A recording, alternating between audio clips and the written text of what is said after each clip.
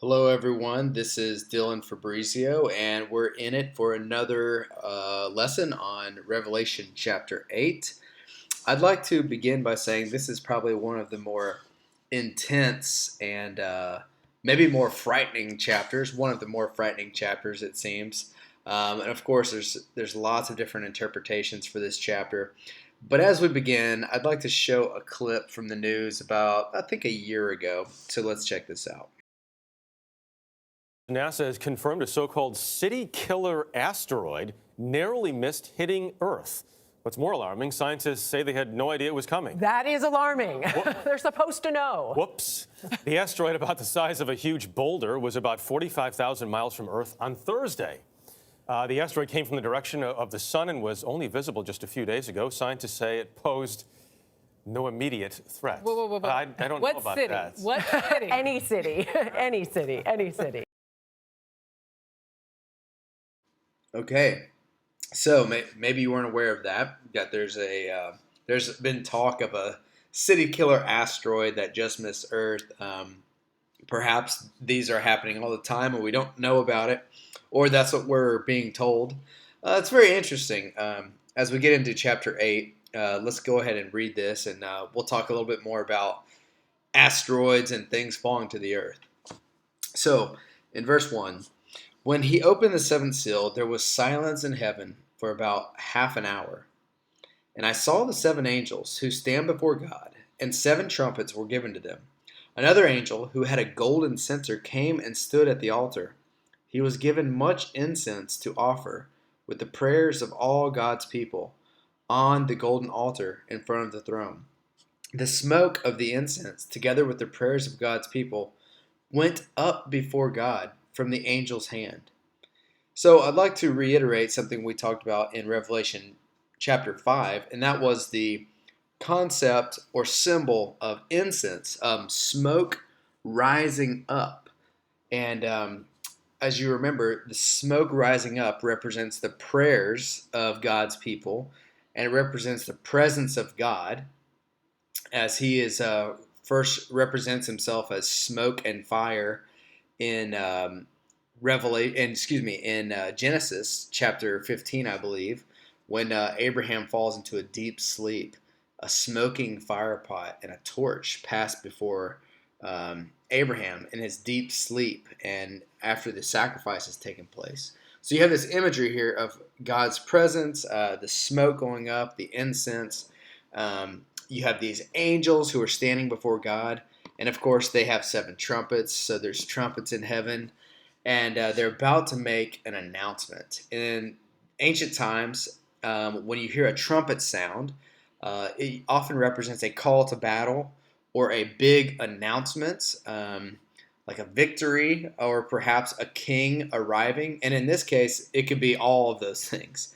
And so it's commonly believed that the trumpet, the word trumpet mentioned in the Bible, is the same concept for a shofar, which priests would have used and people would have used in ancient times, like a ram's horn that they would blow and make a very loud sound.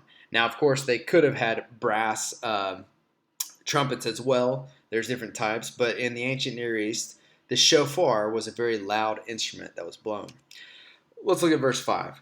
Then the angel took the censer, filled it with fire from the altar, and hurled it on the earth. And there came peals of thunder, rumblings, flashes of lightning, and an earthquake. Then the seven angels who had the seven trumpets prepared to sound them. And the first angel sounded his trumpet, and there came hail and fire mixed with blood, and it was hurled down on the earth. A third of the earth was burned up, and a third of the trees were burned up, and all the green grass was burned up. Okay, so here we have the angels about to make the announcement, and the first angel blows his trumpet, and of course there's a censer filled with fire from the altar. So of course at an altar there's always a fire. There would be embers and a sacrifice burning, if you will.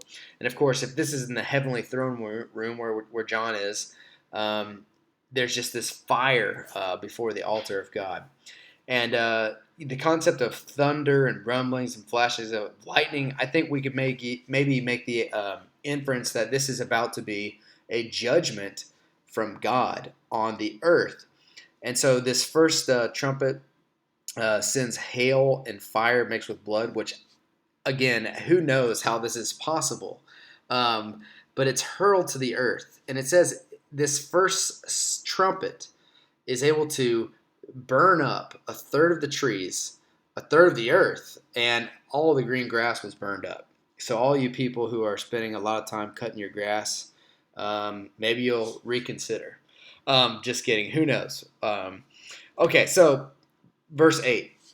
Then the second angel sounded his trumpet, and something like a great mountain burning with fire was thrown into the sea. A third of the sea turned to blood, and a third of the living creatures in the sea died, and a third of the ships were destroyed.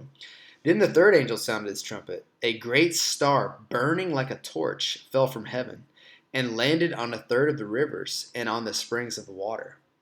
The name of this star is Wormwood.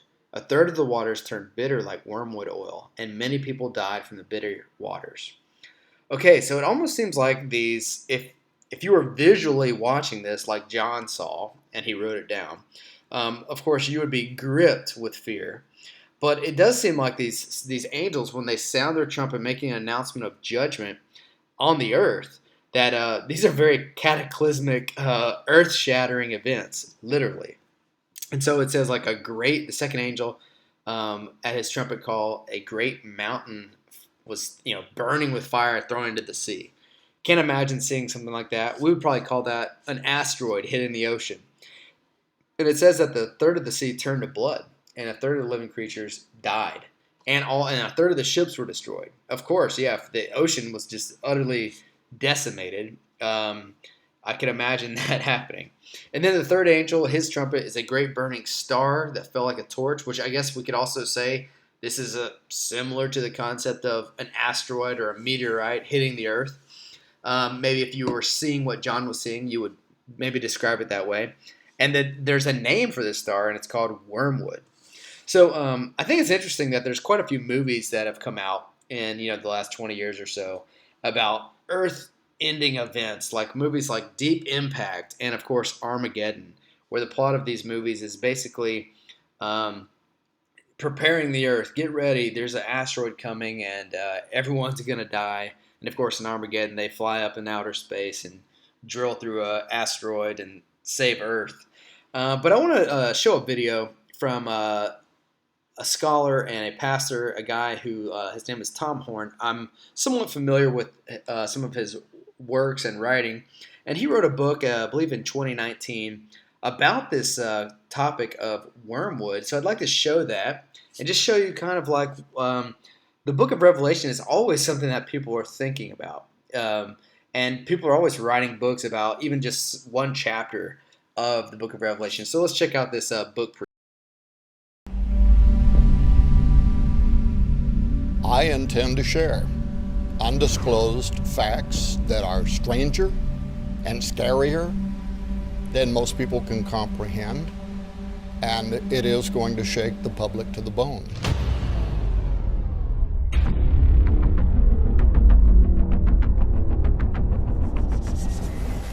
And yes, this involves a cover-up of the highest order by national space agencies, including NASA.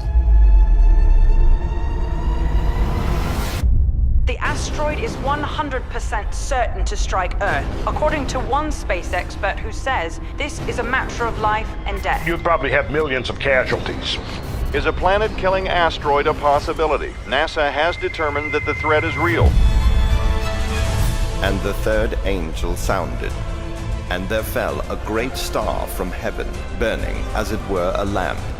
And it fell upon the third part of the rivers, and upon the fountains of waters. And the name of the star is called Wormwood. And many men died of the waters. Chief technology experts and working scientists agree with me. But what's more concerning is that this was prophesied in the Bible for the end times.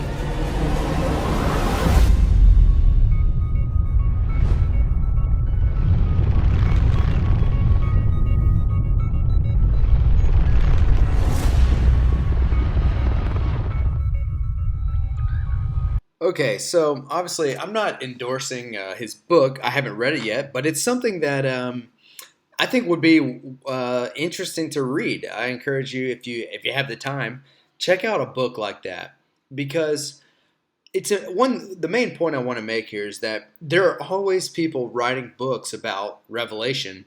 Even just a matter of a few months ago, less than a year ago, that book, The Wormwood Prophecy, was written and released, November 2019.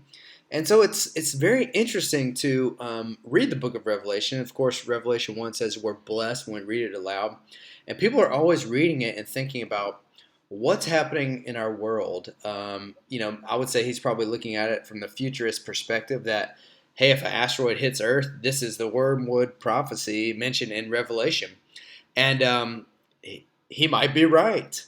But there, from a historicist or from a preterist perspective, one might say, well, this has already happened in history through this event or this war or whatever. But I want to talk about what wormwood is, because that word is mentioned in the Bible.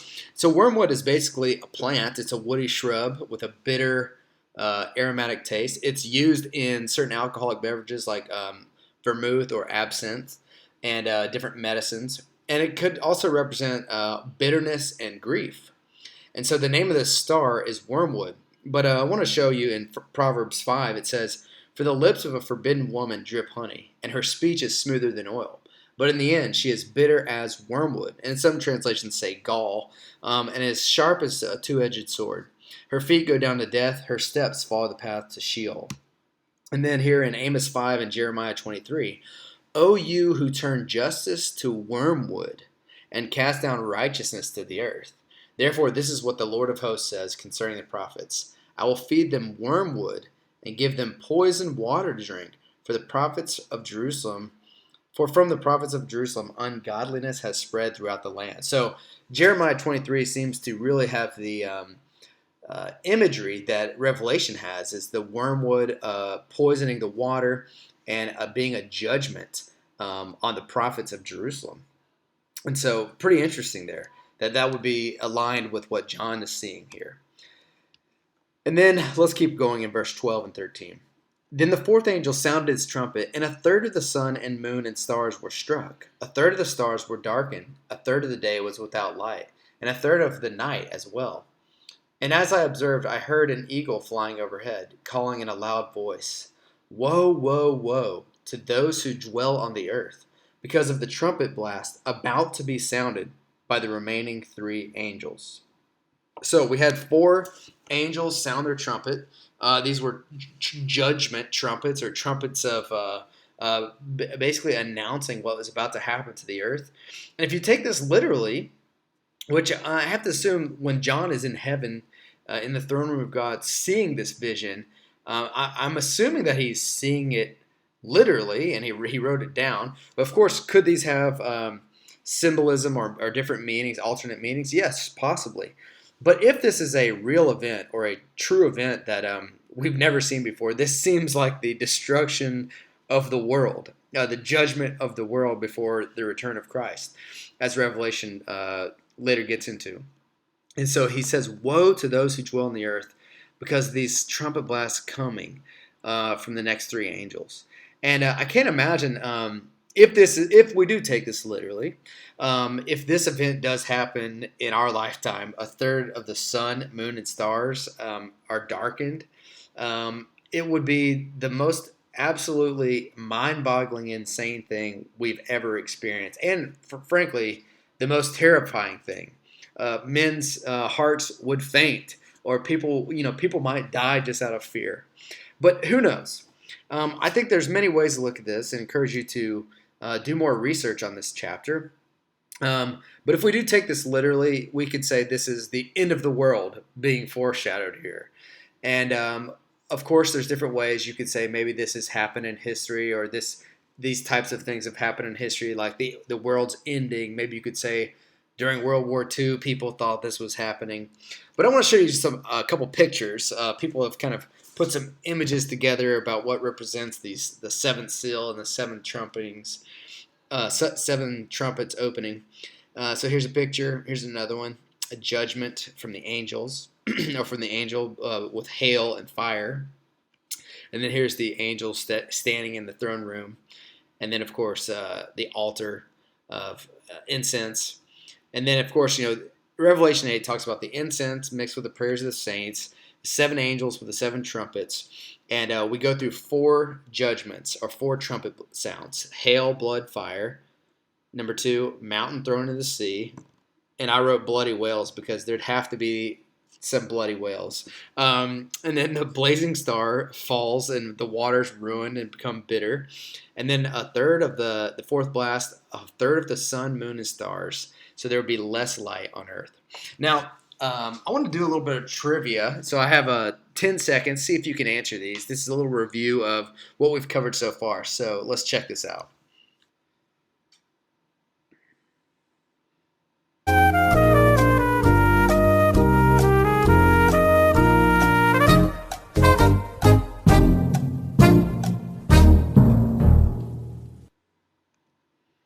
Okay, the 7 stars in his right hand coming out of his mouth. There's a picture of it. What are the 4 main views for understanding the book of Revelation?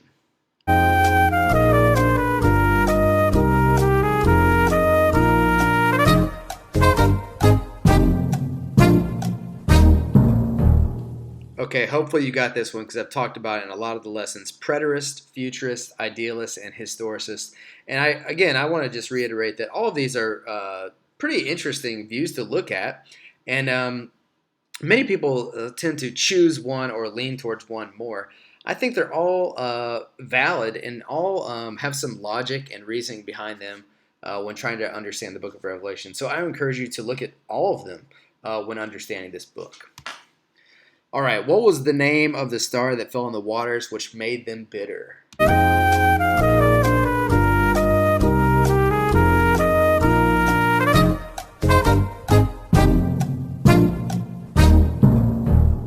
Okay, wormwood. That's the one. Hopefully you didn't miss that one. Okay. What is the name of the island and country the Apostle John and his vision of the apocalypse? So what is the name of that island where he had his vision?